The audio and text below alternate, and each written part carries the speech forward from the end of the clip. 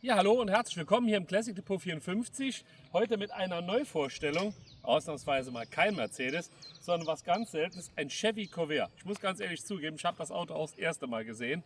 War aber damals in den Staaten so ein bisschen die Antwort auf den damals sehr erfolgreichen VW Käfer. Deswegen sind die Abmaße auch etwas geschrumpft zu den üblichen amerikanischen Fahrzeugen. Und er hat auch einen Boxermotor, auch im Heck verbaut. Ist allerdings natürlich klar für die Amis mindestens mal ein Sechszylinder.